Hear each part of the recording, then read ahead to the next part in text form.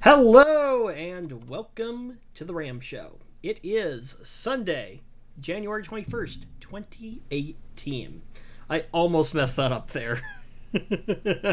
For some reason, I almost said Friday, and I wanted to say December, but that's totally not correct. So, anyway. Zach, how's it going this week? All right. So, anyway. Excited to be back. I think we've got some decent topics this week. Here, in the effort of, or the interest of teaching Zach how to tease again, here we go. So, Don't give me that.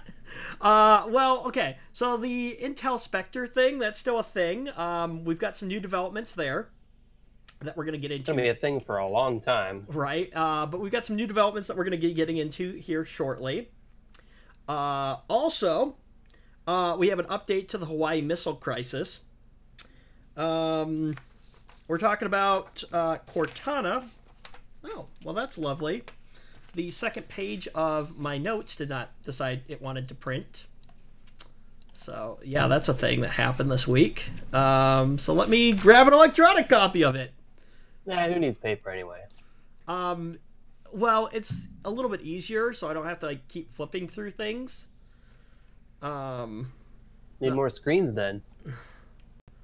I have more screens, but that's also the thing is it's easier to look down than it is to look straight ahead because the camera's there. It works a little bit better. Anyway, okay. So we're talking about Cortana. NVIDIA's doing something. They're asking retailers to do something. We'll talk about that. And some new developments possibly on net neutrality. So, anyway. But let's get into our first topic for this week. Because I really don't have much to chit-chat about. Except for this, the weather. So, I don't know if you've heard the latest news on the weather that's coming for our area, Zach?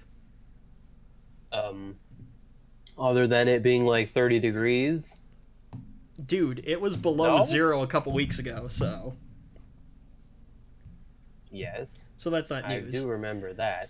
I'm not quite sure if our area is under it, but I know portions of Minnesota right now are under a blizzard warning. So... Oh.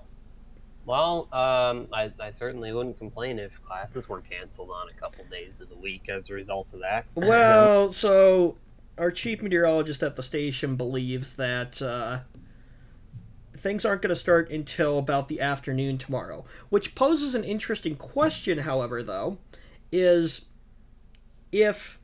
so we're in a winter weather... Well, actually, okay. Blizzard conditions Monday over west central to north central Iowa. Okay. Winter weather advisory is in effect from 3 a.m. Monday to midnight Monday night. So maybe we'll have class tomorrow. Maybe we won't have class tomorrow. So, unfortunately, like I said, our chief meteorologist says it's not supposed to start until the afternoon tomorrow. So, I don't know exactly what that means. I'm hoping that I'm hoping the campus just decides, let's err on the side of caution and everything. That would be all right. Because it sounds like it's not going to be great. And if it's not going to be great, I don't really want to be driving around in that. So, anyway. Yeah. So that's a thing that's going on right now. But hey, we live in the Midwest. What do you expect, right? So Nothing. I expect nothing. Okay, so you live up in... Well, you grew up in Minnesota, right? You've lived there your whole life. Only 2 hours away from here. Right? But you've lived there your whole life, right? Yeah. Okay.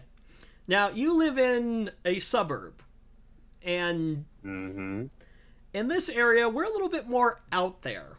In the country-ish. We're not, super, super out in the country, but it's definitely more rural than you're probably used to, correct? Not really, Okay. to be honest. The point I'm trying to get at is, this has nothing to do with tech, I'm just curious, but what is the biggest snowdrift you've ever seen?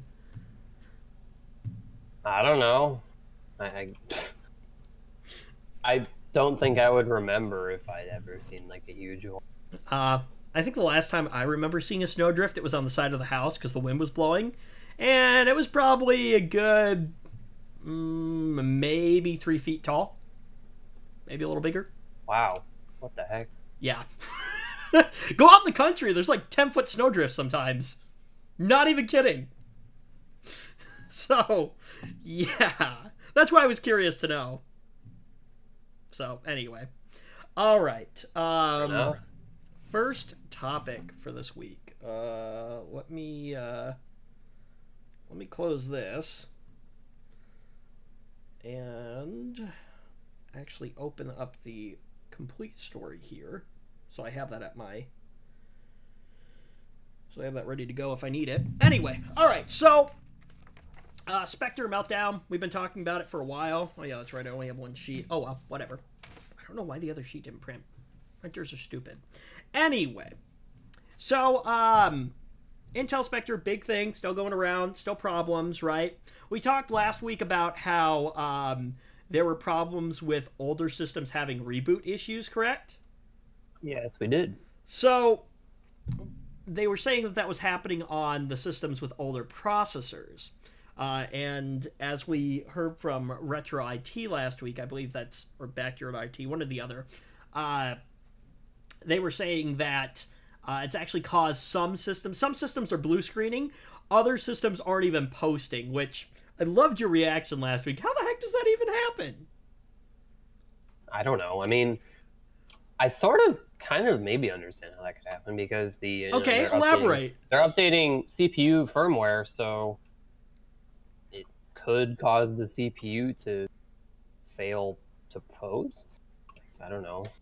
I guess I don't know. Wait, the motherboard is what's doing post, right? So yeah, because a post only checks update causes the motherboard to think the CPU is non-functional. I don't know. No, because a post only checks for 3 things, doesn't it? Checks to make sure that there's a video source. Well, you have to have a video card in there. So like a video output, but it doesn't care if there's a monitor hooked up or not. It just has to have some way of outputting video. It checks to make sure that, oh gosh, what are the other 2? I totally forgot. I know it checks for video. I know that's one of them. It checks for RAM. Checks for memory. Yeah, but I know it only checks for like 3 things. So, I don't know if the CPU is one of them. I could be wrong. I can't remember. Yeah, I don't know. Which is sad because I'm more the software person. So, anyway. Now probably should remember this. Both of us should. Right. Hang on. Okay. Hang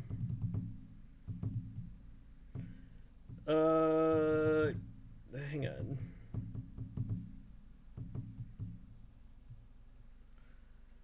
Okay. When the power is turned on, post, or power on self-test, is the diagnostics testing sequence that a computer basic... Oh, duh. Video, keyboard, doesn't care about mouse, but there's got to be a keyboard at least. And RAM. There we go. Those are the 3 things it checks for. It doesn't... Huh. I always thought it... Or at least that's what I remember. This says it runs to determine... Right, I guess not. It runs to determine if the computer keyboard, random access memory, disk drives, and other hardware are working correctly. Okay. Today I learned. As far as I remember from, let's see, if the necessary hardware is detected and found to be operating properly, the computer begins to boot. Makes sense. And then there's lovely things called beep codes if your computer does that. Does your system have one of those fancy displays that displays an error code if something goes wrong? That's not too fancy these days. That's kind of more of a standard feature, and yeah, I do have one. Do you know what all the numbers mean? Heck no, I don't. I've only had to use it a couple times, and when I did, I just looked up what the numbers mean. Right? In the manual. That's the part where you hope you have another computer or like some other device that you can look it up on. Oh, well, yeah. Or, a manual. Wait, maybe manual? try that. Who reads manuals? Yeah, a motherboard manual. Wait. people who need to know where to plug in the front panel connectors do. Yeah, manual? What's a manual? I didn't know people used manuals. I thought that was the first thing to go out the... No, I'm just kidding. Anyway. You get the joke, though, correct? Yeah. Anyway. So, getting back to the topic. So, we were talking about how the whole Meltdown Spectre firmware updates have been affecting older systems. Well, now there's information coming out that the current firmware is now actually causing computers with newer processors to have the same exact problem. So, yeah. So they've known about it since June, but they haven't been able to write firmware to fix it. So, well, okay, as we talked about last week, though, rewriting firmware for a CPU is not the easiest thing in the world, I guess. It's not like, you know... Fair, and I'm sure it's your eye not, or whatever it is. But yeah, I kind of agree with you. If they've known for this long, you think they kind of have to figure something out. Like, well, this is okay. a big problem. Here's they the have thing, to figure though. something out. Here's the thing, and it's though. their fault too. Like, this isn't some unfortunate circumstance. This is something that they caused. Okay, but is it caused because of this? Here's what I'm thinking. Okay, so yes, they've known about it for this long, this amount of time, right? So Yes. I'm sure that they weren't just sitting there, on their hands, like, oh, hey, hopefully nothing Well, it'd be happens. interesting to know. I mean, I guess if they genuinely have been working on it for that long, then fair enough. Good for trying. So here's my thought process, right? Can't really fault them too much. But, I mean, if they have just been sitting on their hands doing nothing, then... Well, yeah, okay. Oh. Hang on. So here's my thought process, right? So they've known this long, right? From what we learned last week, it's not that easy to rewrite the code for all this, which, okay, makes sense. I'm not a computer scientist, so I guess I don't actually really know, nor am I a programmer. But anyway, I'm guessing that a lot of this code has been worked over time, or, built over time, and they've just kind of found things that work, and so now they're having to, totally kind of sort of rework things-ish? Anyway, I'm wondering if part of the problem is that these companies weren't ready. Well, that may well be the information got leaked, and so now what they're doing is they're like, oh shoot, they're kind of panicking people know, a little bit. so they're panicking, so they're just trying to push things out before they're even ready. That's what I'm thinking is probably happening. Well, because right now. they're obligated to at this point. That's true, but they have to get something. But it's half-fast now, because I feel like these companies are just struggling to get something out, and because of that, they're not actually, having the time to actually solution. Yeah, exactly. It's kind of like putting a Band-Aid over it and hoping that it holds for right now. I think pretty much. I think that's more what the problem is right now. So, anyway, but Ivy Bridge, Sandy Bridge, Skylake, and even Intel's most recent Kaby Lake processors are all affected by this right now. I haven't noticed any problems with my system. I don't know if you have. Fingers crossed, I haven't either. Right? Knock on wood. Anyway, so, did you ever figure out what model, or, what code name my CPU is? You could look it up really easily, but no, why would I do that when I have the hardware person right here to ask that question, to have them do that? Hey now, come on. Google is not difficult, is it? Please? Okay, if you're gonna get smart, don't send me let me Google that for you link. Perhaps I should. That's the idea, I really should. I swear if you do that, I'm gonna be like, really? If you do, expect payback at some point in the future. Just saying. Anyway. Now, here's the other thing with it. So, data center test simulating a stock exchange interaction and online transactions actually showed a 4% slowdown, because that's the other thing with this whole thing is the performance hits. Now, Intel's or other server workloads have showed a slowdown of, get this, as much as 25%, which... Yeah, that's really bad. That's actually a decently high number. It is. Yeah. That's why it's really bad. So, especially for server workloads, think about what is the primary function of a server? Well, it depends what that server is doing. That is true. But let's take a look at it in this capacity, right? So we have multiple servers in our control room that are serving video. So what is a 25% decrease going to do to those? You know? Well, what I mean is it's not 25% across every workload imaginable. Well, no, but, you know, if it does get hit that way, what does that mean for us? Does it mean that spots sit on a still frame for a few seconds? Oh, hang on, let me catch up. Yeah, that's not going to work. No, that will not work at all. Last time I checked, TV stations make money by airing commercials, and advertisers generally want their commercials to run flawlessly, and when they don't, they kind of sort of get upset. So, anyway, no, I'm not going to get into that. Well, okay. Here's a great example of why sometimes I dislike people trying to help me out. Today, right? Really? Today, the previous operator, who was the overnight guy, didn't vacate the building right away. He was, he stuck around. Well, we run CBS Sunday morning on Sunday mornings, and it starts at 8 o'clock when my shift starts, right? And what they do is they have a format, which sometimes they follow. That's besides the point. Anyway, so they say this break, they give us what break position it's going to be, and then they tell us what our cue is supposed to be. In this case, it's a 5-second bumper. So anyway, so the guy's still sitting in the chair, right? And so they start to fade, and he's like, oh, hey. So he hits the button early. Rolled my break early on me. So I was a little irritated with that this morning. But yeah, that's one of those examples of why I sometimes don't like other people trying to help me out, because it ends up burning you like that. When they try to help you wrong. Yeah, exactly. So anyway, so I was irritated with that this morning because it was like, great. I mean, granted, it was only 5 seconds, but still, it looks kind of sloppy over air-ish.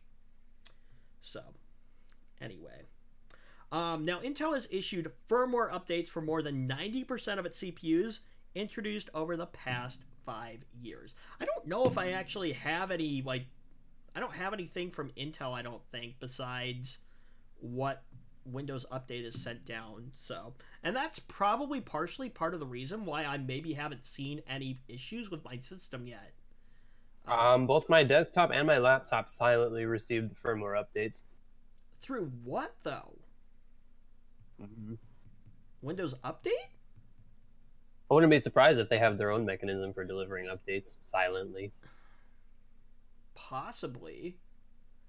I don't know, though. See, if you have an OEM system from the factory, there might be something bundled in there. But what if you've rebuilt your OS? Yeah, but it's still got Intel's chipset and CPU in there. Well, yeah, but somewhere software has to, unless they embed that somewhere into that. No, that stuff's already installed when you get your hardware. That's like part of the hardware. See, basically. Because last week we also talked about this, where different manufacturers would be sending out, firmware upgrades. But the problem was how people were going to get those, because they were going to have to figure out what avenues they were going to use to deploy those updates to people. So, I don't know, because the only feasible way I can see that happening is through software. But I don't think that software is bundled directly into Well, whatever the reason, Windows. I checked using Intel's tool, and said tool claimed that I had the correct firmware version to mitigate the threat. So maybe it was a Windows Update thing. I'm not quite sure. I haven't checked. I should probably do that at some point, maybe. I don't know. Anyway, so yeah, so that's what's going on with that. I don't know. What do? Go to Intel's website, download their tool, and install it, and let it run, and be happy? Ish? to update the firmware? Yeah. Is that what you do? Or to check? I don't know, because I didn't have to do anything to update the firmware. It Huh. just happened. Interesting. Like I said, silently got the update. And Yeah, critical update. normally, oh, hey, we're gonna silent push it down the updates box. kind of annoy me, but I guess in this case it was kind of convenient, admittedly. Yeah. That's Didn't have to true. go Googling around to find it. So, let's move on to another topic here. The Hawaii missile crisis thing. Can we That's- really call it a Well, missile crisis? More like, I'm going to call it a missile scare. missile scare. Oh yeah, it was just a prank. Camera's over there. Right? Right? I mean, over 1 million residents received the alert though. Like That's a that's pretty a significant horrible number. prank. Yeah, especially for something that's supposed to be like, you know, Especially for, Yeah. you're sending a message to people that like means cry they're wolf. about to be blown. Yeah, it's like the ultimate like the boy who cried wolf kind of thing.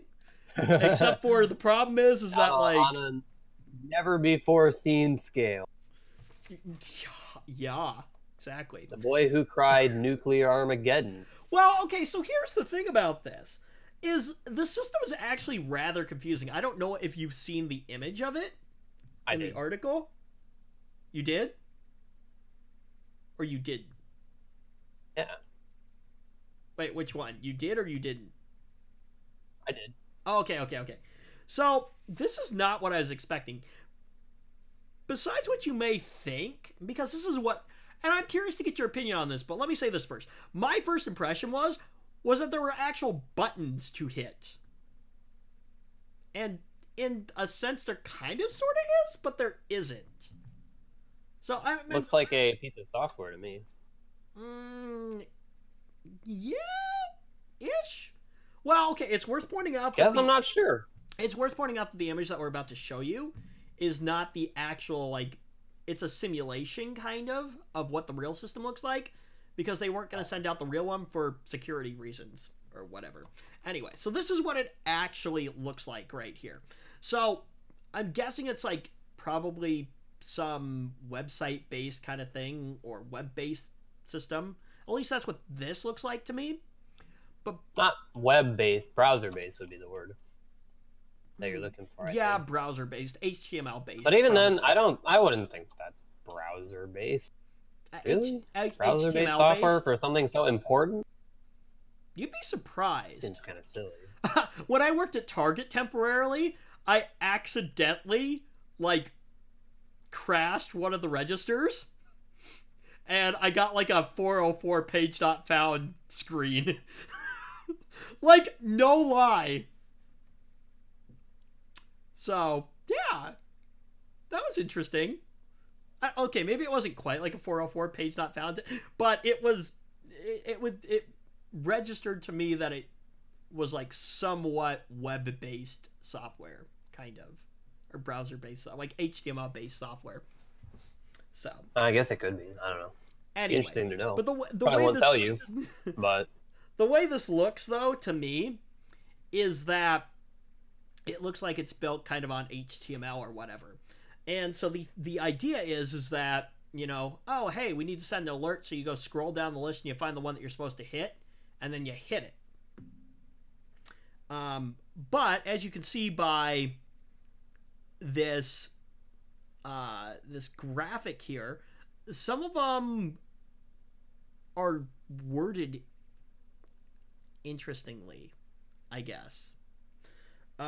So some links have obscure names, such as like one test message. So the option that the employee mistakenly clicked on was PACOM, PACOM, and then in parentheses, CDW-state only. Now the link that was supposed to be hit was named very similarly, but in front of it said drill. So I can see where if somebody wasn't fully paying attention, or they were tired or not caffeinated probably enough, just absent-mindedly pressed that one. yeah, by accident. Oh, here's the other thing What I about would this guess. is this specific test that they ran for the bomb threat was not one that they regularly do. And that I Yeah, think so that being said, that probably just yeah, he just absentmindedly pressed the button, like, just another drill. Right, yeah, exactly. So, well, think of it this way. If it's not one that you normally do, I can see you accidentally hitting the wrong button. And I think where the absent-minded part comes in is there is a confirmation window that pops up that's like, are you sure you want to send this? Well, as you probably know, and... Well, the operator probably absentmindedly pressed that too, because exactly. that's what they do. Exactly. Yeah, do you want to send it? Yeah, of course I want to send it. Click. Oh, shoot. What, you think I didn't... You think I pressed that button because I didn't want to send it? Well, they might have by accident. Wow, you know what I mean. But normally, when people that see a just yes seems or no like box, something that you just kind of absentmindedly do, like, just click. Okay, here's the thing. So, in our automation software for our TV station, what we have to do when we put schedules in, there's a dialog box that comes up when we hit a certain option. And instead of hitting yes, we're actually supposed to hit no on it.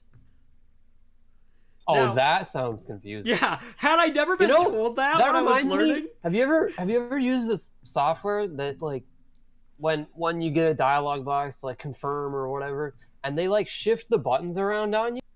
Oh, yeah. I hate that much. You know what? Like, the button's always in the same place, and then, like, they just move it on you. Yeah, and then they move it on you. They move the order. You know what I dislike? They move the order. I hate that. That's so stupid. So I don't understand this, but I think it's Hy-Vee, and maybe they've changed it now, but at one point in time, I think it was Hy-Vee, but it might have been another retailer. Anyways, I remember one specific retailer on their, like, debit card machines, the option for no cash back was actually green. Like, why? So, mistakenly, I see a green button, or actually, no, I don't think it was green. I think it was actually red if you wanted, like, cash back. Whatever it was, it was not what you expected. Yeah, it was like, I believe the cash back button, like, where it asked, do you want cash back? The option for yes was actually a red button. And so, that's stupid. Yeah, exactly. And so, a red button? It's Who like... associates yes with a red button? Huh? Exactly. You sure? Exactly. Who does that? It was like a digital button, but still, like, the color of it was red. Well, And so, a red mistakenly, icon? without thinking about it, it's like, oh, I don't want cash back. Let's hit the red button. Oh, how much cash back would you... What? Like, oh, goodness. So, anyway. So back to this whole, like, missile mishap thing. So, yeah, looks like it's a text-based kind of system thing where you go through the list, you find what you want, you click on it, confirmation box comes up, you sure you want to send it? Yeah, I want to send it, click, and it sends it out. So it looks like they have templates built, which is why I can maybe understand why it took them a little bit longer to actually get a second message out. Because what I'm guessing is they don't really actually have a false alarm. They don't have a message to send out that says this was fake. Right? Oops, sorry. Exactly. Especially for something that's probably not run that often. Like, think about it. How often are you probably going to run a bomb threat, a ballistic missile drill. Or, yeah, incoming missile drill, or alert, actually. It wouldn't be a drill, but an actual alert. Like, the chances are, like, 1,000,000 to 1. So, I'm sure somebody is like, oh, well, it's probably never going to happen, so there's no point in having a false alarm alert, or, message created. And then once they did, they were like, oh, shoot, we need to send out a false alarm, and then I'm sure somebody had to create one. So, which, again, is why I can see it maybe taking a little bit longer than I think that it should have taken. Because, again, my perspective is they had a bunch of buttons that they hit. Why isn't there a custom message? Because Well, I guess that sounds like something that somebody would totally abuse, but... Possibly. And I think that the other thing it also sounds like something that might be worth having. I don't know. Maybe? But the thing is like, think about it. When alerts get sent out like this, they kind of have specific alerts that are, for the most part, pretty generic every single time they go out. But, yeah. I'm sure it's not a difficult thing to add into the system, right? Like, why not just have that capability, just to have it? I guess I don't know Flexibility. that. Yeah. Some of it Maybe probably... something really weird is happening and you need to send an alert. You Well, never know. like I said, it looks like you can create them because What obviously if they had to create a UFOs false are alarm. abducting people? How are they going to send the alert? Ooh. Then they're going to wish they had a custom one, right? Like I said, I think you can build custom ones on the fly, but I think it's that how do you create them? Are there any provisions on who can create them and stuff like that? So I guess I don't know enough about the system, but from my understanding, probably is I that bet they had to it's create something. probably ancient. I'm willing to bet that that system is ancient. Maybe. It's run by the government. So that should tell you everything. The good thing is now... It's probably older than the hills. The good thing that came out of this is they now have a false alarm template made, although I don't know if that's for all alerts or if it's just for this specific alert. I guess I don't know on that, but they will probably know. Just a generic false alarm. As a security measure, they are no longer going to be running this test anymore. Oh, and if it ever does happen, there's going to be... The procedure is now that 2 people have to send the alert, I guess. Or you have to have 2 people to send the alert. So, hopefully that won't happen. That will help correct that issue. Although, while we're talking about ancient software, when I started at McDonald's in 2010, I kid you not, the front end point of sale system was, get this, wait for it. Wait, what operating system do you think it was based on? Windows 98. No, older. Think older. 95. Older. 95. Older than that. We have to go back further. Mm-hmm. It's probably just some like MS DOS thing, isn't it? Yeah, it was DOS based. Oh my god! I kid you not. At least I'm pretty sure it was DOS. What about the computers themselves? Super underpowered. Ugh. When we got... underpowered, but they only have to run a DOS-based when McDonald's, like, company-wide updated their point-of-sale system, it was actually Windows-based at this point. Like, the current system is Windows-based. And the, at least the McDonald's in this area, I think, have actually gotten new point-of-sale terminals. But at the time, they were still running on the old point-of-sale terminals. They ran so slow. And they were running Windows embedded on them. Oh. So I guess the way that the whole system works is there's like 2 servers in the back that actually, like, you know, process all the data and things like that. And then all the other computers in the building, so the point-of-sale terminals, and then all of your KVM monitors, which are the kitchen video monitors that tell us what we're supposed to make, all like are fed from the server, basically. So yeah, anyway, but I'm pretty sure the first version of the point-of-sale software that I used when I worked at McDonald's was all DOS based. Pretty sure, with like some weird like drivers to actually make it work with like a touchscreen. So yeah. Oh no, I can already imagine the problems with that. Actually, it worked pretty decently. I bet this software was written before touchscreens were even a thing. I don't know. And actually, I never seem to see all kinds of trouble happening with that. I never seem to have any problems with it. It always worked pretty well. The only problem I have was, where's this button? That's strange. Where's this button? That seems like something that might have a lot of issues. I don't know. The back end, still to this day, is fully, like, keyboard based. So, yeah. Like, you have a mouse cursor in it, which is this weird random little box that, like, pops up when you move over the screen, but it doesn't do anything. Like, you literally can't click on anything with the mouse. The only way to navigate through it is using the arrow keys or using the number keys, basically. It's like, oh, I want option 3. So you hit 3 on the keyboard and it selects it. So, at least last I knew. Maybe they've updated the back end, but last I knew it was all, like, keyboard-based. Stuff like that. So, anyway. Time for if I can find the correct buttons. Microsoft news time. So we actually kind of sort of get to make fun of Microsoft this week. We get to make fun of Cortana. Well, we get to make fun of Cortana, which I feel like this is kind of a cheap shot. Kind of. Because Cortana already sucked. Yeah. Like, I don't care if it's a cheap shot. I can't stand Cortana. Nope. Can't stand it at all.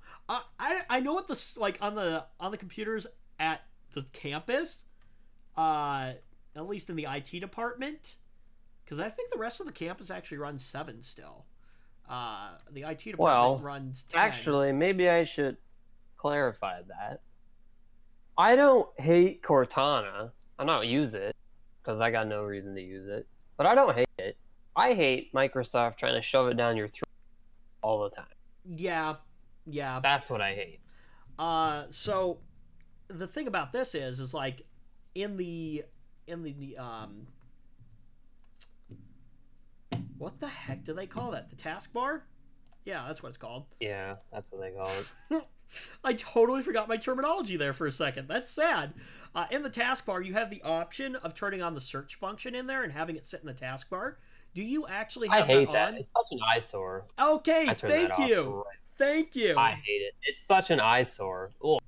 Like, you got this nice, clean, this taskbar is just black or whatever, and then you got your icons down there. It's they actually look nice. Translucent, They look like they belong there, and then if you have the search thing turned on, you just have this giant white box just sitting there.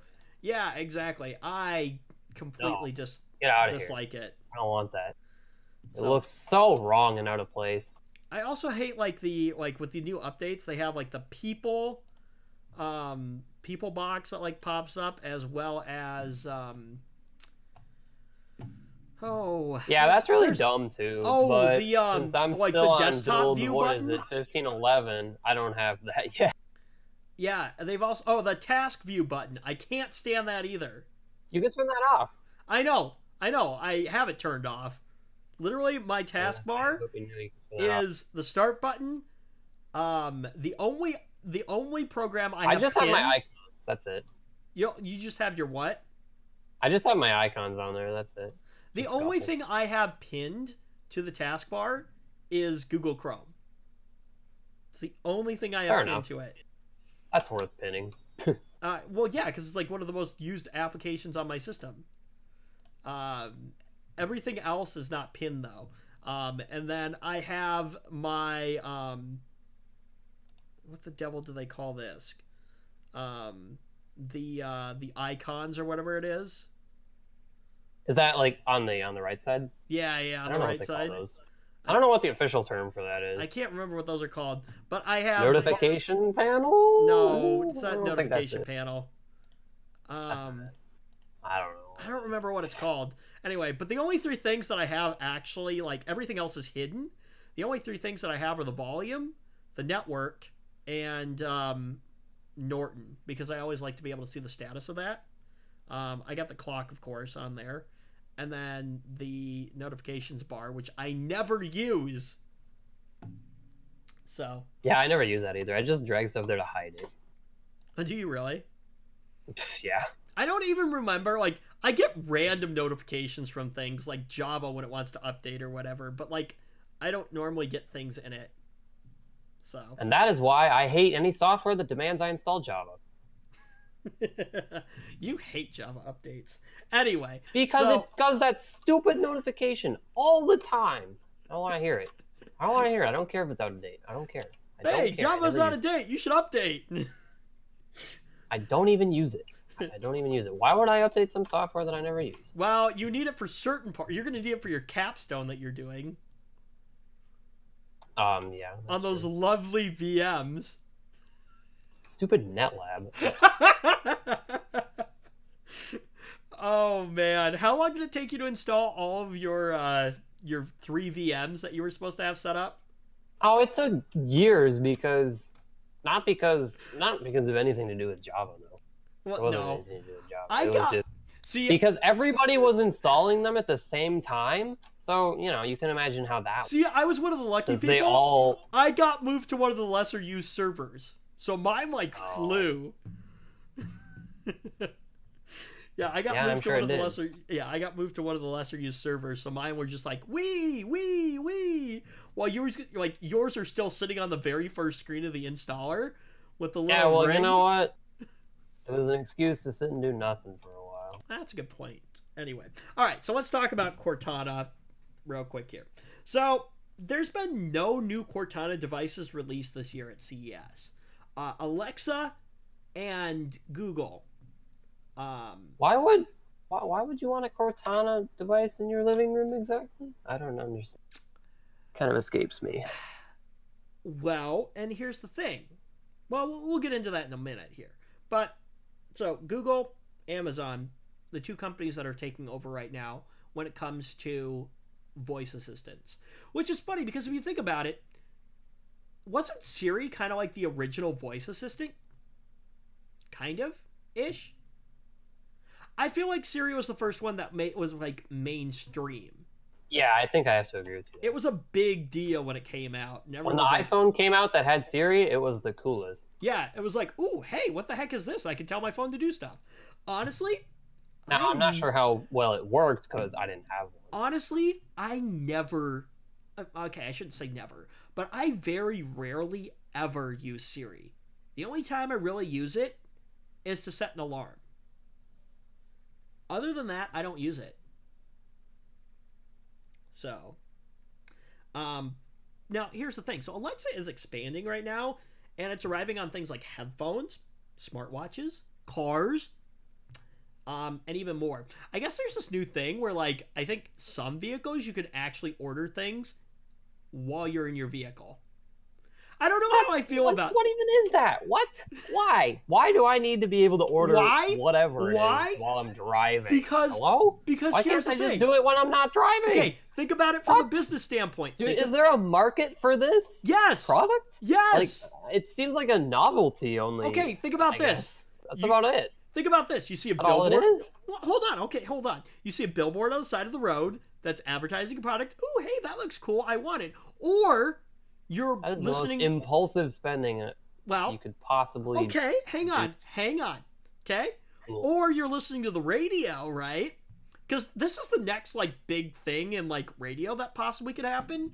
Is a way for you to if this is already happening, it's a way for you to interact. You hear something advertised on the radio that you want, and then you basically hit a button and it orders it for you. I don't know. This seems horrible. This seems just so. Well, okay, but this method right here is. Do people really impulse buy like that? Well, okay. Think about let's take a store for instance here, right? When you go into the grocery store, do you know why they put bread and milk at the back of the store? You talked about this before. I don't know if I ever did. But anyway, do you know why they put those things at the back of the store? Because they get more people to buy them doing that. I don't know why. No. I forget the reason. But I know it's for impulse more buying. People will buy it. It's for impulse buying. Because people know that these, retailers know that people are going to go into the store for these items. Those are like kind of sort of guaranteed items that people are going to pick up. And so what they do is, as a marketing strategy, is they make you walk through the entire store so that you're more likely to see something and be like, "Ooh, hey, that looks good." And by using, and then what am I trying to spit out? They make you walk past all the stuff they want to sell you. Yeah, basically. And they're hoping that you'll impulsively, is that the right word? I don't know. Like, that's one thing, but they're basically hoping that you're going to I think having the ability to order stuff from your car is just taking it to a whole new level. You got to move with the times, though. And this is the other reason why they have all the wonderful... Is this where we're headed? Because I don't like it. I think it's silly. Well, this is the other reason why, when you go into the grocery store or whatever, or any store for that matter, that they've always got candy bars up at the register. They're banking on that fact that you're going to impulsively buy them. So, I think, you know what? From a business standpoint, I think it's a great idea.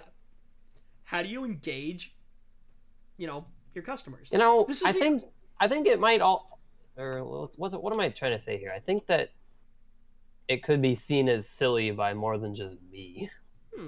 Okay, but think about this, right? When you use an ad blocker, but you're aware of this thing where ads have this magical way of advertising. Let's say you were looking at something online, and then you go to another web page, and all of a sudden, that thing that you were just looking at happens to pop up in the ads. Well, yeah, okay. They do this. I know that. Because they're banking on that impulse thing. Well, kind of, but it's kind of that same idea. So anyway, and I'm sure that there are other reasons why they would put Alexa in a vehicle, but I'm sure that this is probably one of them. Think about it. You could order stuff through Alexa. You say, hey, I just don't what I don't understand is like why you can't just make a mental note to do that later. Like, is this really a desired because feature? We live it must be, or at least Amazon must think it is, but think about this. We live in a generation. This is the most useless thing I could imagine. Okay. Well, you know what? We're a little bit older. We're a little bit older, but like the next generation. Well, okay. But think about this. The generation after us, which is what, Generation X, Y? Like, is this really what? Okay. Is this really what they want? I don't get it. Well, yeah. I really don't get it. So the younger generation is starting to get to this point where instant gratification. It's a thing now. Instant gratification. And then there's ridiculous. Well, okay. Well, in any case, whatever. Think about this. It's not really worth arguing about because Amazon's going to do it. Okay. But I think it's dumb either way. I mean, whatever. Think about how the times have changed, though. In this silly feature. Hang on. Think about how the times have changed, though. Growing up as a kid, I'm guessing that you probably occupied some of your time by playing with toys and playing outside. Or am I wrong? I forget that you're a little different. What are you trying to say? Well, so the point I'm trying to make is when I was growing up as a kid, okay, I spent time outdoors playing with the neighborhood kids, and I had, physical toys that I played with. I didn't grow up sitting in front of a video game console. Neither did I. Exactly. The new generation, the generation after us, that's what they're doing now. I didn't have a cell phone until I was in 6th grade. Now they're giving kindergartners cell phones for whatever reason. But okay, that might be a little extreme, but I've seen young kids with cell phones. No, it's not extreme. It's real. It's real. So, yeah. I've heard about it. It's a different generation. Ridiculous. It is a different generation. And like I said, that generation has grown up in that point in time where, and even our generation, where if you want something, now you just order it. It's that kind of instant gratification thing. I mean, I guess it's not hurting anything. Like, great, you can order stuff from Amazon in your car while you're driving. Right? You do. Hey, Joe. Welcome to the future. Well, I guess nothing bad's gonna happen. It's just gonna be a useless feature to me. That's all. Joe, we have to talk. I still think it's silly, but hold on. I gotta call Joe out. Joe, we gotta talk later. You're late. Just saying.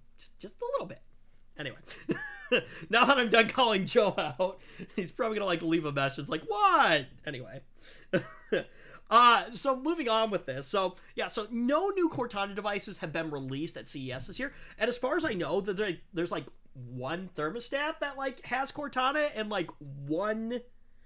All right, let me take another moment to say something that I think is dumb. Well, and why does my thermostat need to have Cortana? Hello, Microsoft? Why is this useful? Tell me why this is useful. Voice commands. I use my thermostat to change the temperature. Exactly. But think about it. Okay, now we live in the era as well where everything is connected. Oh yeah, well I changed the temperature. I gotta check Twitter and Facebook and Instagram. Okay, but see, here's the thing. Okay, that's what I gotta do. I have the Philips Hue system in my room right now. Okay. Mm-hmm. So, and with the Google Home that I have, I can tell it, hey, just turn off the lights, and they turn off. I can tell it to turn the lights on, they turn on. I can tell it to set the lights to a certain percentage, and it does it. which is great. That's the same reason why I could see that being built into a thermostat. Hey, Cortana, set the temperature to 70 degrees or whatever. Okay, fine. I'll give you that one. So it's a convenience thing now. That's what it is. But I still think it's dumb, though. okay, now here's something that's interesting. So Cortana was actually... It doesn't even work perfectly, you know? Yeah. I don't know. I never played with Cortana, really, because it... Yeah. Sucks. Anyway. Well, does it? Or does it not? I don't actually quite know. See, Cortana it's useless to me as all, you know? I mean, like, I can do it faster. I can do it faster myself. Whatever it is, I can do it faster myself. Yeah. But sometimes I will be honest, if I'm laying in bed and I don't feel like getting up, it's nice to just be able to, you know, activate the voice assistant and be like, hey, turn the lights off. I don't even have to get up. Oh, I'm talking about with my computer. Oh, okay. Makes sense. Although, okay, think about it for the older generation, though. It makes it easier to use a computer. Maybe. Well, if you can just tell it what you want it to do. Kind of ish. Anyway. But Cortana's actually been around since 2014. It actually started out on the Windows Phone. Yeah, because Microsoft came out with some phone that had this... Yeah, the Windows Phone. And it was its version of the Assistant. Its version of Siri. So here's the thing, though. So Cortana has actually been around... Like, if you think about it, the Google Assistant... name has existed within Microsoft for a while. Yeah, well, the Google Assistant, Alexa, like, they're fairly new. So here's the thing. Once again, Microsoft is late to the party here. I wonder what would have happened had they had a different idea. Would Microsoft be dominating the voice assistant market right now? Who knows? I don't know. Although, so here's the thing. Microsoft is, get this, promising is the word that they use. What are they promising? Promising that more devices are going to be coming with Cortana in it. I eagerly look forward to it, I suppose. At this point, either one of two things is going to happen. Either Microsoft is somehow going to have a miracle and they're going to figure out how to pull off some awesome voice assistant, you know, that totally dominates over Alexa and Google, or it's going to flop spectacularly. If you ask me right now, my money is on it flopping. Yeah, I suppose. I wouldn't be surprised. Although, see, Microsoft has announced some partnerships with Ecobee, Genie, Honeywell, If This Then That, Lifix, LIFX, and TP-Link. So, but okay, let me ask you this: out of all those companies that I just announced, how many of them do you actually know? The only name I recognized was Honeywell. That's it. Honeywell. But I also didn't catch all of them. So Ecobee, never heard of that. Nope. What is that? I have no idea. Genie? Oh wait, that's... Yeah, I've heard of that one. What's that one? I've never heard of that before. Never heard of it before. Honeywell I've heard of. If This Then That. That I've heard of. Oh wait, yeah, I've heard of that one too. Lifix, LIFX. I don't know how to pronounce that. I've heard of TP-Link too. But here's the thing. Like, yeah, I've heard of that one too. With the exception of Honeywell and If This Then That, I don't really know what they're going to do with TP-Link, because TP-Link is more based on, as far as I know, like networking stuff. Probably gonna see a home router access point, whatever combo that has all this crap. That has Cortana built into it? Oh jeez, I don't even want. That's like a disaster waiting to happen in my mind. That is horrible. It really is. What the heck? All these voice assistants, these are just right? To me, these are just useless. Well, I'm not only that, but here's the other thing. Cortana and Microsoft like don't have the best track record right now when it comes to privacy. That's another thing. I mean, Now, okay, aside from here we go. aside Here we from go. your Though opinion on voice assistants, I am probably very tinfoil hattish. And...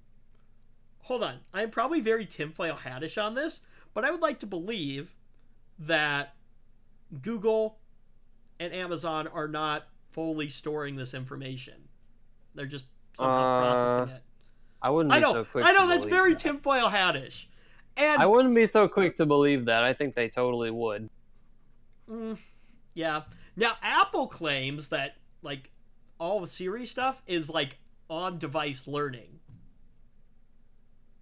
So, again, maybe a little tinfoil hattish, but... I think you're using the term wrong. I thought it was conspiracy theories, like a conspiracy. Well, in that case, then you would be thinking that they are storing your information. Yeah, they not probably wanting are. to believe that they aren't. Oh, well, whatever.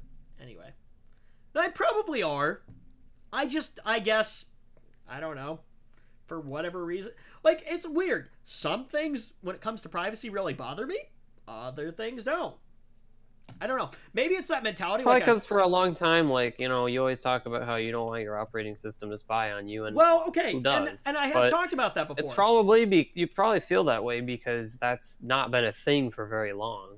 That's true, and that's the thing. I have talked about this in the past before. When it comes to Google and like my phone, I guess you just assume that they're spying on you. I just expect those things. I think that's probably what it is. I just expect those things to spy on me. It's just kind of like, okay, yeah. So you're not disappointed when it does end up happening. Yeah, exactly. So I guess I just kind of already expect it. So I was like, okay, whatever. Like, I've accepted it. But you're right. And I've said this before. Your operating system, like, that's kind of a new thing where it's doing the spying on you thing. And I feel like your desktop is supposed to be like your safe place, where you're supposed to be able to create things, and like that's where your privacy is. So, anyway. But yeah, I agree though. Microsoft says it's playing the long game with Cortana. Something it also unsuccessfully attempted with the Windows Phone. Yeah. Playing the long game with Cortana. Okay, so basically it's a long journey to make Phone. a real assistant that you can communicate with over a longer period of time to really be approachable and interesting and better than the alternative. So that's why I say, if Microsoft can somehow miraculously figure out how to make Cortana a much better experience than what's already out there, I don't see it succeeding. So, I don't know. I guess, what do you think? I don't see it succeeding. Well, as you said, a miracle would indeed be necessary to manage that, I'm sure. Yeah, I don't see it succeeding. So, anyway. Let's talk about this. NVIDIA is asking retailers to stop selling to miners and solely sell to gamers. I fully support this. Okay. Because why? It doesn't take a genius to figure out that the GPU market right now is in a very, very horrible state. Well, okay, but I'm glad you brought that up. There's one problem with this is... Well, hold on. How exactly are they going to distinguish miners from not miners? That's what I wondered. That is what I wondered. Like, you know, they can't just not sell to you're miners, gonna have to rely that's on... not really a thing you can do. You're gonna have to rely on honesty. I think that's what it comes down to. Because, yeah, how do you prove that somebody's just buying them to mine? Well, unless you're buying them theory is that they want to use... they want to implement quantity limits, like you can only buy one or two at a time. Okay, I don't think that's necessarily a bad idea. It's probably not difficult to get around that. Just buy two from X store, buy two from Y store, and buy that's the other from thing. Z that's store. What I figured. I was like, how do you also enforce that? That's the other thing. But yeah, so NVIDIA is asking retailers to only sell to gamers right now. And here's the thing. The prices for GPUs have actually seen, get this, a 2 to 3-fold increase over the original MSRP. So, well, there's a shortage right now because these miners are gobbling them up. So, which, okay, if you think about it, what is Bitcoin mining? Well, it's basically crunching numbers. What are GPUs really good at? I hate when people say Bitcoin mining because nobody does that on GPUs anymore. Oh, they don't? So, nobody mines Bitcoins on GPUs anymore. It's all the other coins. Mining Bitcoins on GPUs is pretty much a waste of time.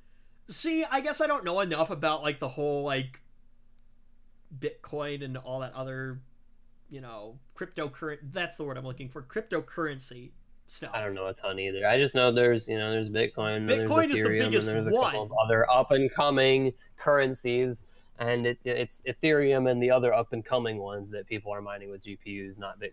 Ah, okay, I see. See, I didn't know that. Anyway, so GPUs are constantly out of stock because miners are buying them up. And well, sometimes, I mean, hold take on. A 1070 Ti, for example. Now, this was just a rumor I heard. I didn't bother to look it up because I didn't care to. But somebody told me that 1070 Ti's were going for almost $1,000 right now. Now, that's a problem since I think the MSRP on that card is somewhere around half of that. Wow. I mean, that might be a slight indicator that something's Well, that's why up. I said 2 or 3-fold increase. So, It's horrible. yeah. It's really horrible. If you want to build a computer right now, the time is horrible. It really is. RAM prices are through the roof. Thanks for telling me that. GPU prices are through the roof. Well, yeah, I guess. Sorry to tell you. Rip it's wallet. true. It's Rip true. wallet.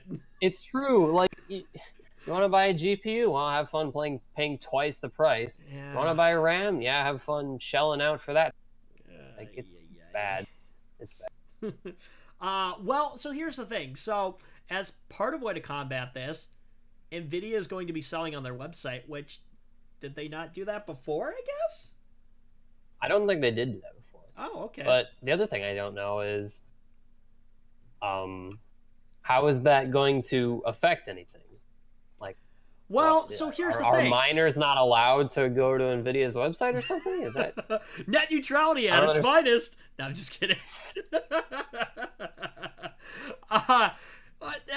See, I don't know how that's all gonna and that is a great question.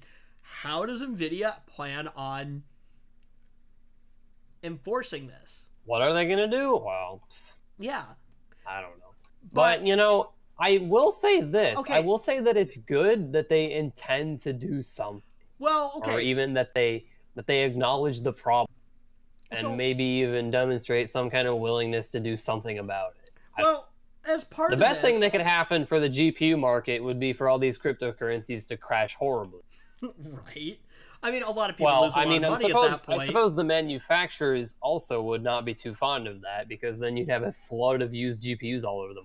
Well, okay, and we'll get into this in a second here, but let me say this right now, is that by NVIDIA deciding to sell on their website, it means that they can decide how they want to sell that. So if they want to enforce the limit of only 2 GPUs per, customer, shall we say? They can enforce that limit on retailers by simply saying, you have to do that or we're not going to send you any more. But see, that's the thing. Retailers can make their own decisions. NVIDIA's going to let them do that. Because NVIDIA has a pretty significant bargaining chip in that case. They can simply refuse to supply these companies with more GPUs to sell. Yeah, how many other companies retaliate at that point then, though? Or if NVIDIA says, we want you to do this, well, they kind of have to do this. Unless, let's say... At least to some extent. Well, okay, but let's say, Best Buy... Obviously, they're not all doesn't powerful, want to cooperate with that? They do have a pretty... They do have a pretty powerful bargaining chip. Maybe. I don't know if they can actually do that, either. I don't know if they can... cut supply of product? Well, not cut supply of product, but actually... I don't think they would. I think it would never reach that point. Well, I guess in the case of Apple, Apple can tell retailers pretty much how they're going to, what price they're going to sell at, I guess. I don't know how much control a supplier has over what a retailer can, you know, what limitations they can set on that retailer, I guess. I guess I don't know that. So. Well, in any case, I'm sure not many retailers want to make NVIDIA angry. So, now here's you the know, thing if that NVIDIA are serious about this, they will probably get it done. Now here's one thing you may be wondering, though, too, is, okay, but why does NVIDIA care who's buying the card? Doesn't it matter more that people are? I mean, money is money, Well, right? and I think the article did talk about this, but It did. NVIDIA sees gamers as more valuable customers Exactly. because They're supposed to be more miners loyal. will sell the cards in a heartbeat if their cryptocurrency of choice crashes. And that's the thing. And when it does... And they will buy indiscriminately. They will buy the card that hashes the fastest, and they don't care who makes it. Right. But NVIDIA thinks, you know, gamers are more loyal customers. They have a tendency to come back to NVIDIA when upgrade time is rolling around. And they won't ditch their cards as soon as cryptos crash, you know? And so, okay, so here's the thing. Cryptocurrency, right? So it's a constantly changing thing. So when the card that you have, what you're buying, by the way, because, oh, this is the best card right now on the market for doing this, right? When that no longer is the case anymore, it's like, well, there's no need for this. I'm going to buy the next big, you know, the next thing. And they're simply just going to discard, you know, the other card. They're going to be like, well, I don't need it anymore. So miners flood the market with used cards. They flood the market with used cards, which when cryptos start doing badly, and that's horrible for the it is the manufacturer. It's horrible for the manufacturer because all these people who are building systems are now gobbling up these really cheap cards and not buying, you know, the cards. Not buying new ones. Exactly, they're not buying new cards from the manufacturer. So all of a sudden, there's a surplus of stuff, which, yeah, in the end hurts NVIDIA. Now, and here's the thing, or whatever manufacturer it is. And this is why I can this is why I can see gamers being more loyal. And that is, think about this, right? Well, you'd actually probably be a good person to ask on this. You know, how long theoretically is a graphics card good for before you upgrade? And it probably depends on. I mean, it really depends on the person. For me, I would say 2 to 3, even 4 years, depending on what you bought originally. If you bought a very high-end card originally, 2, 3, 4 years. Now think about this, all right? If you buy one specific brand and it works well, does that make you more inclined to go back to that manufacturer? Personally, I will buy the fastest card that is. And see, that's the thing. I know you will, but how many fanboys do you have? NVIDIA thinks, and I think they are correct, is that most people will well, maybe not most people, but a lot of people will return to the company that produced the one they had first. And that's the thing. If I have a good experience with a business, I'm more likely to go back. Yeah, if I have a good experience with a business, I'm more likely to go back. This is the exact same reason why, when we talked about building a new system for me, I said, given the choice, Intel or AMD, I said Intel, because I've always had good experience with Intel processors. Every experience I've ever had with an AMD processor was a poor experience. Well, what you didn't mention, what needs to be mentioned even, is the part where you only had experiences with low-end crappy ones. But see, that's the thing. Now, when it comes to Intel processors, like the lineup, in any case, I hope I changed your mind. I'm starting to think about it, but I'm also kind of starting to think about, do I just stick with Intel or not? I don't know. Well, the market's different as well since then. Like, Intel have 6 cores on the market now. That's true. Although, I also have to think about what it is that my system is doing, which is primarily content creation. So, where do I get more bang for my buck, and what actually makes sense? So, if it makes more sense, you know, at this point, AMD, you're getting more cores for less money. Yep, that you are. So, now here's the other thing, though, is do I buy NVIDIA or do I go, you know, AMD AMD? No, Radeon. Is that what the GPU market is? Hmm? For like, do I buy do I buy Nvidia for graphics card, or do I go with AMD? That's the other big question I have to ask myself right now. So, My answer for that would be, well, you're saying just go full on AMD. You'll have to figure out what software you're using that is going to require a GPU, and go look for some performance benchmarks, because... Well, okay, when it comes to that kind of stuff, that's where I collaborate with you. Oh, no, here we go. Right now, I'm learning Adobe. I like Adobe. Well, right now, there is no correct answer because the market is awful. Yeah. Hate to tell you. Well, we're going to have to figure it out at some point, because I'm starting to put money away right now. Well, yeah, but right now is absolutely not the time to buy a GPU. It's horrible. Yeah. So, and that's the other thing, like I said, I asked myself is, do I want to encode on the GPU side, or do I want to just take advantage of cores and RAM CPU is the thing. RAM is kind of in a spot where you can just kind of suck it up and buy it. Like, ugh, it sucks, but whatever. But GPUs are on the moon right now. Don't even bother. Yeah, we'll get there when we get there. Sadly. Anyway, Yep. So let's move on to our final topic for this week. So 22 attorneys generals sue to block net neutrality. You mean block the net neutrality changes? Or net neutrality rollback. Sorry, I didn't read that whole thing. Yes. So 22 attorney generals have filed a lawsuit challenging the FCC's ruling on this. And the whole thing is being led by New York Attorney General Eric Schneiderman? I think? Help? You're on your own. No. I'm on my own way too often. There you go.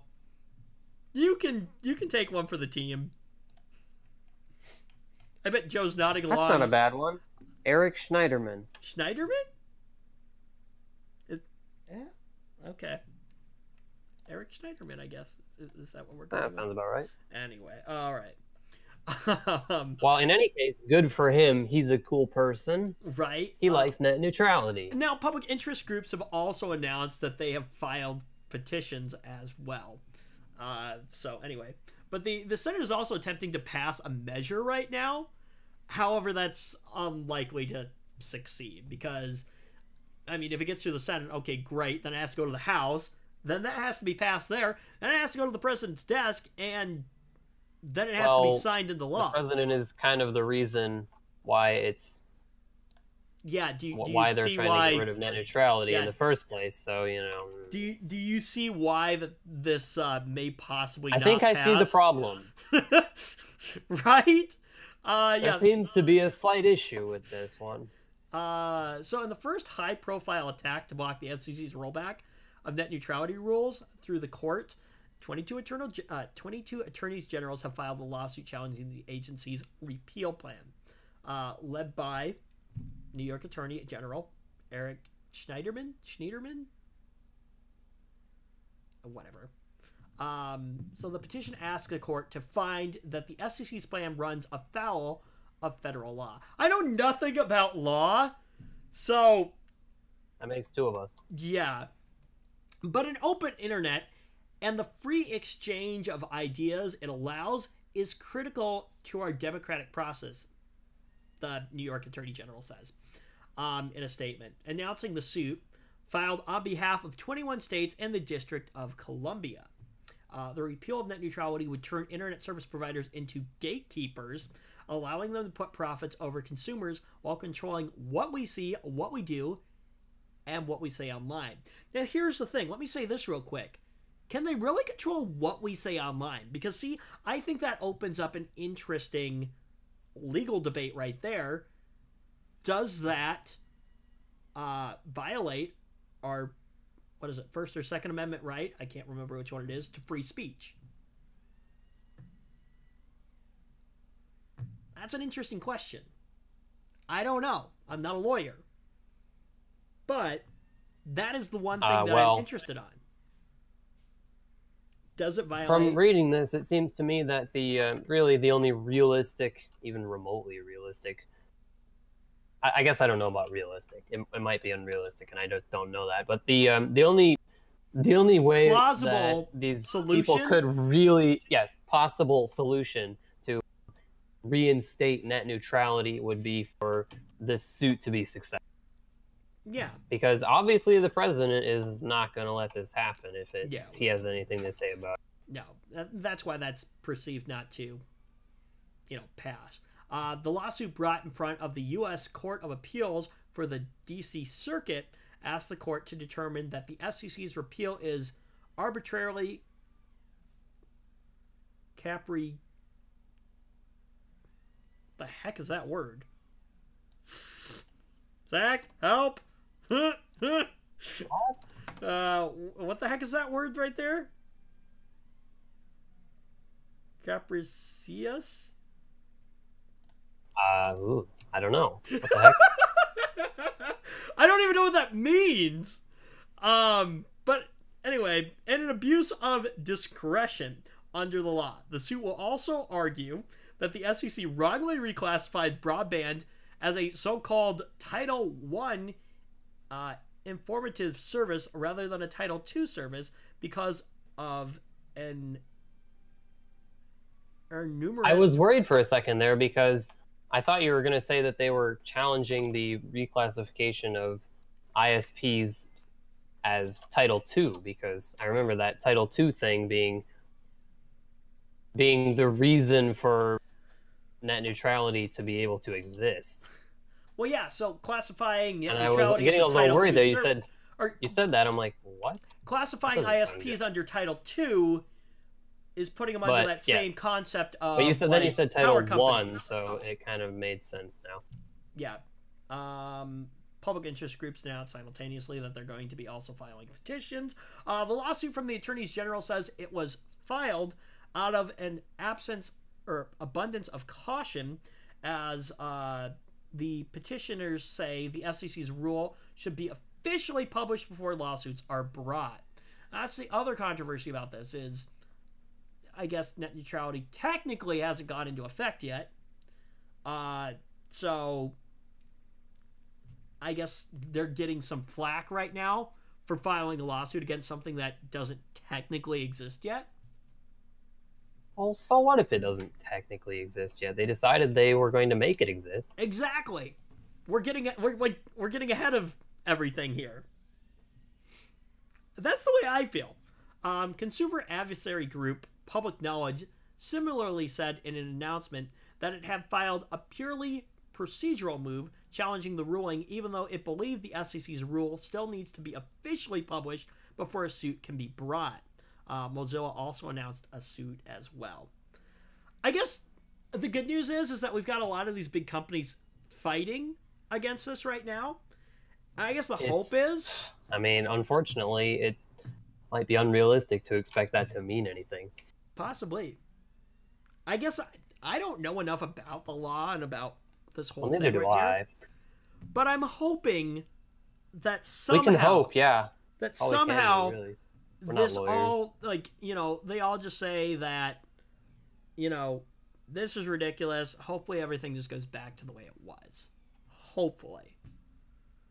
But, yeah. I don't know. What's the other option? Do we all start running our own ISPs? It would be quite funny if that's what ended up happening. We just drive them out of business. Well, we run our own ISPs, and then we throttle the big corporations' sites. Some sites throttled themselves in protest. Yeah, that's true. That's true. But it was to raise awareness. Yeah, exactly. So, which unfortunately didn't work because Ajit Pai had his own agenda and decided he didn't care what people thought. Which, yeah, I don't know.